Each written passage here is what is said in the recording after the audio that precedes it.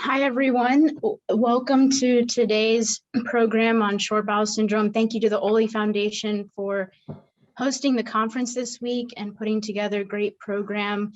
And thank you to Ria for the introduction and the team for inviting me today. My name is Swapna Kakani, and I was born with short bowel syndrome 31 years ago. So in medicine and in life, we are taught that we have to see to believe. I am a scientist at heart. I got my master's in public health last year in 2020. And we are taught, and one of the main characteristics of science is that we have to have data and evidence to see that first to then believe the result. We have to, therefore we will be confident in the result, right? In medicine and in healthcare, oftentimes we can't see change or improvement until we have studies, data to show that the outcome is being seen in this subset population, and we have to replicate it outside of the controlled population or study to then believe that this will work in larger population. Again, as you know, I'm a scientist at heart. But that's not how life works.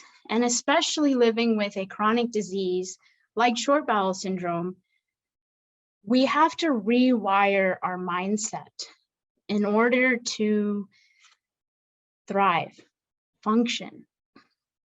It is through my 3-decade journey with short bowel syndrome, and most recently, our experiences as a family, that I've had to learn and really appreciated the mindset of I have to believe to see, not see to believe.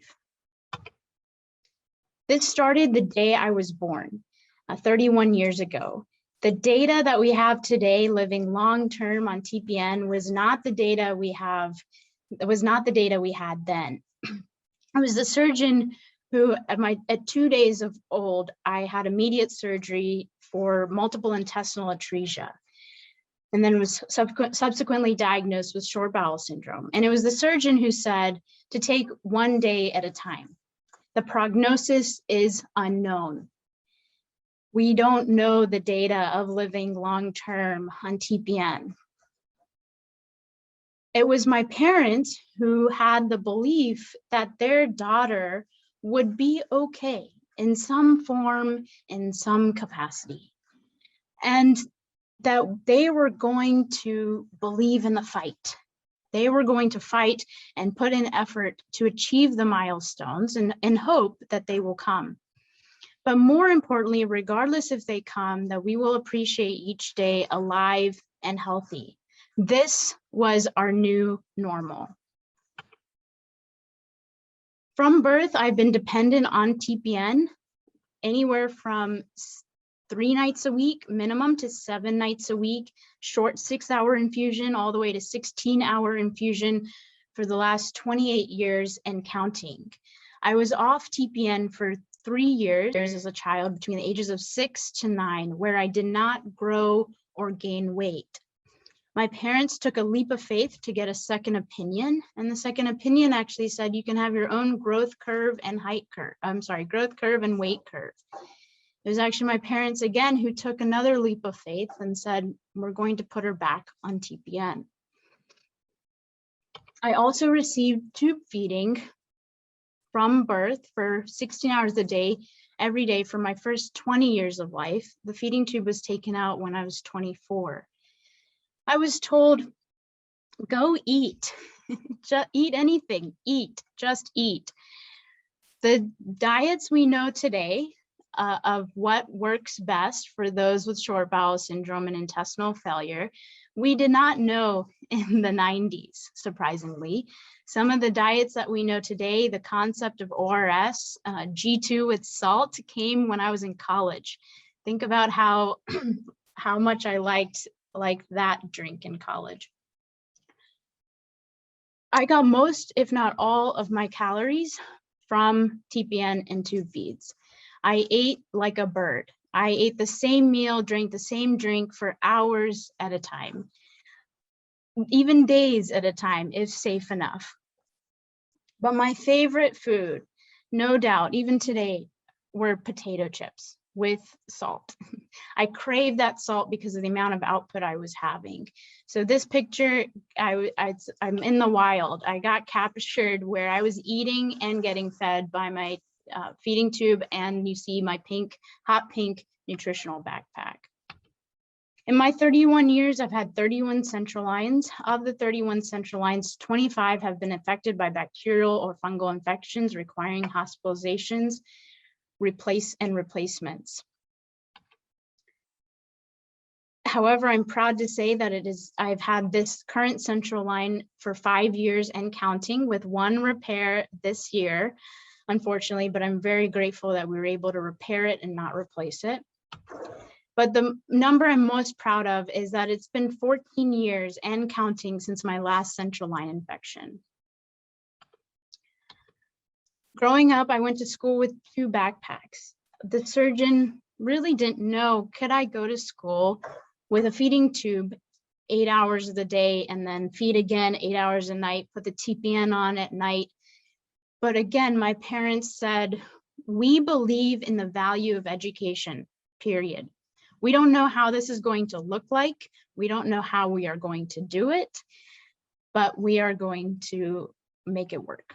And that is the mindset we use to go to school and overcome obstacles that came with being fed through a feeding tube while also going to school. But that was my normal, and we were going to redefine what that meant. So I went to school with IVs and tubes and was fed all throughout the day at school. And on top of that, wore my academic backpack. I would constantly be one step ahead of my feeding tube. The feeding tube would get wrapped around the chair while I was sitting in class, and then I would jump up from the chair and the feeding tube would pull out. Or my favorite was when I was playing football with the guys, because that's what you do as a 3rd grader, and my feeding tube was pulled out when one of the boys tackled me, and I had to take the walk of shame to the nurse's office as bile was leaking out of my abdomen and the tube was still draining the milk onto the concrete. But this was our normal. I graduated from high school and went to college 2 hours away from home, where I learned how to eat socially. I gained a lot of my intake by learning from peers. And I lived and worked in the same discipline with my classmates. But it was in the middle of college that we decided to have one more surgery in hopes of improving the anatomy and physiology I was born with and getting rid of, hopefully, TPN. But unfortunately, I had complications, and then complications got us to another hospital, another surgeon, where I had more complications, more fistulas, where I ended up with fistulas which were connected from my skin to my small intestine to my large intestine to my bladder. I learned the hard way, my family learned the hard way, of the importance of right care, right place at the right time. We put my health in our own hands and traveled around the country seeking subspecialty care. Again, not knowing what the next step looked like. We didn't know anyone else with this experience, but we believed that the future could be better. I had surgery to remove the small intestine completely and the large intestine. I was not able to eat, and I received IV nutrition and IV fluids 24/7, and all my GI contents drained into a drainage bag. I had one more item off my bucket list before I could think about the next step, and that was to go to the Big Sur and drive the Pacific Coast Highway from San Francisco to LA. So I want to show you the picture on the left, where you would never know the backpack on my back is literally my survival tool. And the drainage bag underneath my pants is draining 4 liters a day. On June 3rd, on June 3rd, 2014, I got listed for a small intestine transplant, and only 15 days later, I received the transplant. I've had highs and lows, highs I've only dreamed of since I was a child, One, sharing meals and completing meals with my family, eating to my heart's desire, and then eating what I like to eat. But also lows, complications that you would probably not see in the short bowel syndrome community, such as avascular necrosis requiring bilateral hip replacements and possibly shoulder replacements in the future, fungal infections, and other bacterial infections that required more surgery, and now a stent in my right ureter for the rest of my life, as well as a permanent ileostomy. 65 surgeries has taught me a lot. And as I said, the mindset of believing before seeing, that I had to adopt and accept before going into every surgery, when I really knew that things could go the other way, and that I definitely had fear of the unknown. And so I'm here to tell you 3 things that I would like you to take away. And that is, 1, believe in yourself and your body.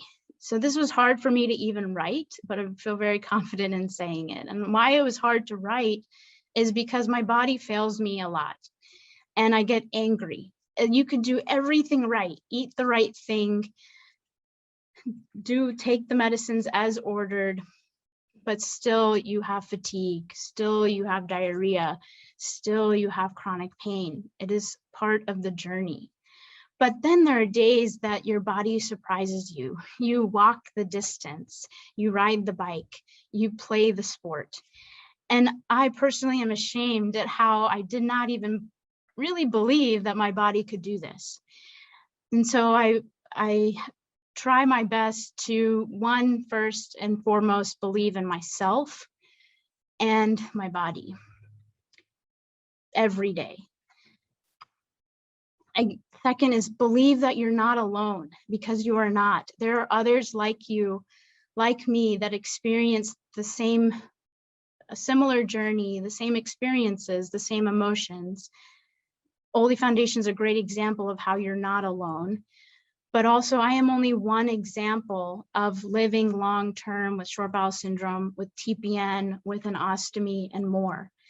I have a peer group. We call ourselves Girls with Good for Nothing Guts. They are the ones that help me take the next steps every day and feel like I have fans in my circle all the time. You are not alone. And finally, believe in the big picture.